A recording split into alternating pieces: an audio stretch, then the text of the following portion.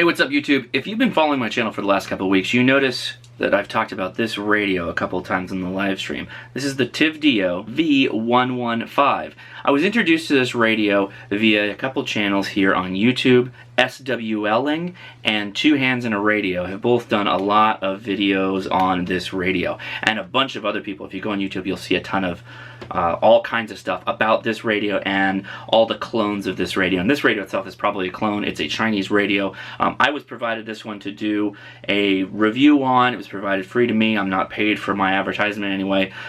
But I was very interested in talking about it. So a couple weeks ago, I featured an unboxing of this and turning it on and just using it very quickly, and I was shocked. Power. Oh, that's green. Haha, that's kind of cool. Really, that's amazing. Oh. Whoa. You can reduce your financial stress, and you're sick of worrying about. That's really good. Debt. Call Oak Tree Law. Call Oak Tree. 800-514. You can tell from my reaction that right off the bat, I was shocked by its AM and FM quality. It's got a little speaker in the front here, and it's got a little diaphragm in the back, which gives it the ability to kind of oscillate a little bit more and get a little bit bassier sound. As a radio, it functions very well in the FM AM category. It's got push buttons here on the front, which a lot of radios at this price point don't have, which is about $18 and $20 at the time of recording on Amazon. Now, just being a good AM FM radio is like already good enough to get pretty decent points from me. This one has rechargeable batteries and a USB port on the side. It's got headphones and a line in, which is interesting. There's a reason for that. It also does MP3 playing and has some other features.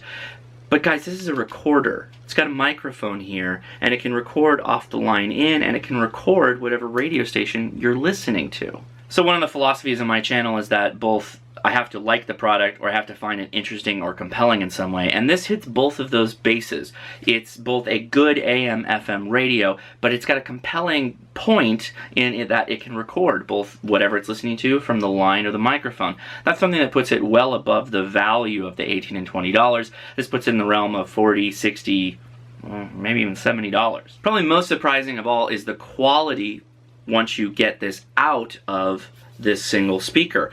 The record capability for AM/FM, once you port out to a little compact flash card here, micro CF card, is really good. It's stereo. It records in stereo. Very, very cool point. So what are the downsides of this radio? Well, it's got one of the worst battery doors known to man. Anybody who's tried to use battery doors like this, you gotta have a really grown nail, and you gotta push down this thing, but not too hard or you'll snap it. And then it's got this little cell phone battery on the inside of it. These batteries are plentiful. You can get them all over the place. It's a plus and a minus. The battery door is the minus. The cell phone battery is not really a cell phone battery anymore. It's a cheap generic rechargeable, which is great. You can buy a ton of them for like $5, $7, and then you can recharge in here. It's all good. The input's great. It plays MP3s. Great. Okay. Sorry, I just went into a bunch of goods. What are the bads? Well, the aerial's a little short. Okay, whatever. A big con is that the shortwave isn't that good. I haven't been able to get anything really that amazing out of its shortwave. It will scan a lot of stations that it thinks are there, and oddly enough, on just the aerial up, it'll scan, and you'll think that it's noise. For funsies, I connected a long wire to it after it scanned on just the aerial alone, and all of a sudden it picked up the station a lot clearer. Here's an example of that.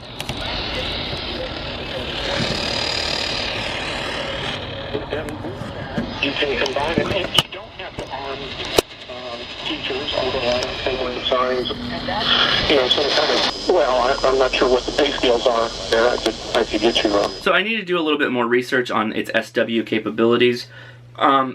It doesn't really lose points for that. It just kind of gets stuck in the AM/FM category. In comparison, if you really had your heart set on shortwave, might I recommend the Texan 380. It's a little bit better radio for shortwave. Or if you want to spend the buku bucks, go for the PL 660. Much better shortwave radio. Some kind of cute functional things about the radio. You turn it on, hold down the power button. Welcome! Everything's in Comic Sans. Comic Sans, huh? We didn't get over that? Here's MF. Push mode. Changes the mode. AM, FM. Here's FM. Don't have anything set. But let's say you did want to scan. What do you do for scan? Well, you just push that play pause button right there. Hold it down. And it'll start scanning through all the channels it can get. And you'll hear it pause briefly. It mutes, though, while it's scanning, which is not great. That was pretty good. That was really good. So when it's done scanning, use one of these buttons here to switch through the little channels. See that says channel 1 there on the top? Push the button here. Now channel 2. Channel 3. Let's find a good channel. Ooh, this could be a good test. So let's say you want to switch to recording. Hold down the button that says record. Hold it down. We're recording. Sound quality is pretty good. Here's what it sounds like off the card.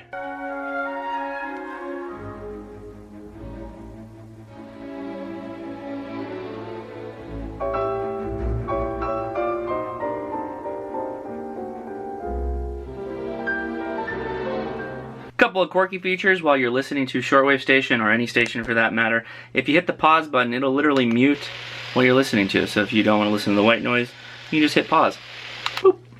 Some of the reviews have missed it, but this little plasticky card thing actually slides into this slot here. Boom. And now you've got a kickstand, like so. That's pretty cool. Dimensionally, comparing it to the Texan 380,